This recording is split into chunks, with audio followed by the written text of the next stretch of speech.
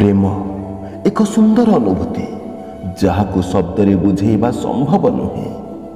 यह तो दुई हृदयर मिलनर कथा।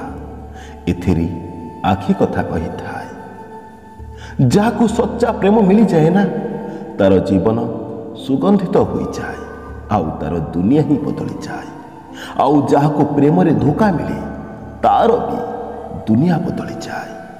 फरक मात्र एतिकी सच्चा प्रेम रे विश्वास आउ भल पाइबा कथा कहे आउ मिछ प्रेम रे धोखा एवं प्रतारणा कथा कहे। सच्चा प्रेम रे सबु सकाळ नुआ लगे, मिछ प्रेम आखिरु निद चोरे निए।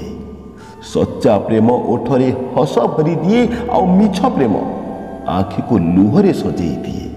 हाँ बंधु, बेले बेले जहाकू आमे प्रेम भावी निए सी छलनार कहानी रे सारा जीवन को उदास रे भरी दिए।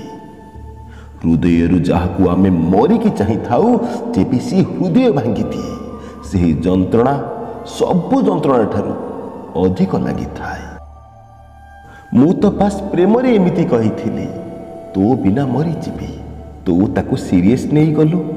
मो बंचिबा मरिबा सब समान करिदेलु। तोर सब कथा मिछ थिला, मिछ थिला तोर सब प्रतिश्रुति।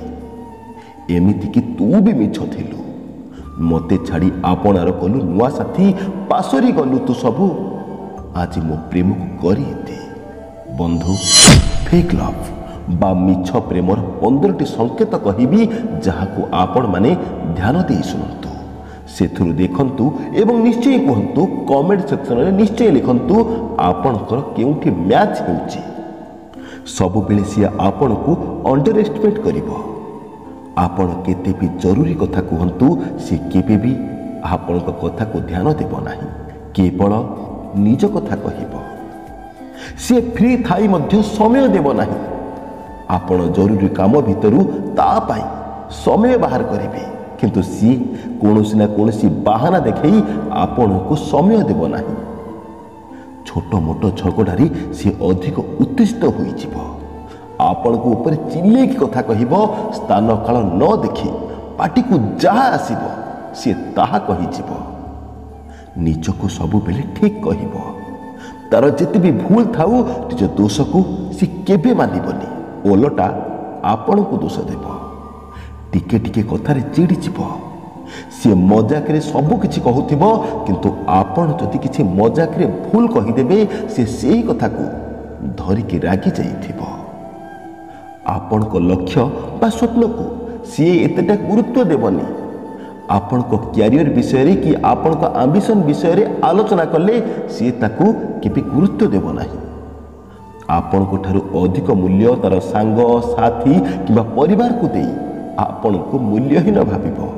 प्रत्येक संपर्क आगरे आपण को सह थिबा संपर्क को से तुच्छ भाबिबो। प्राय समय शारीरिक संपर्क विषय रे आपण को सह आलोचना करिबो। तार मन सदा सर्वदा कामना वासना पाई लोभग्रस्त रहिबो।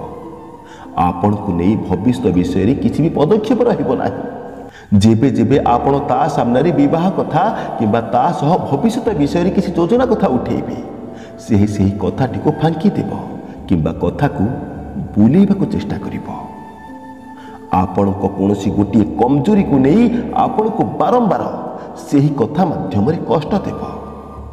राति समय रे अधिक कॉल वेटिंग आसीबो। आपणकर केबे से सम्मान करिबो नाही।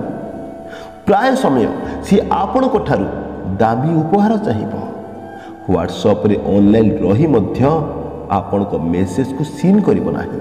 आउ जदि भी सीन करे तेबे देरी रे रिप्लाई देबो।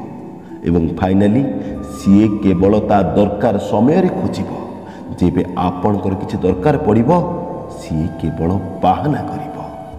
तेबे दर्शक बंधु, जदि भल लागि थाई तेबे चैनल को सब्सक्राइब करबा सह वीडियो टी को लाइक टी कर दियंतु। आपण को मन रे जहा भी कथा अछि आपण ताको कमेंट रे लिखंतु। भल रे रहंतु, खुशी रे रहंतु। जय जगन्नाथ, जय श्री कृष्ण। धन्यवाद।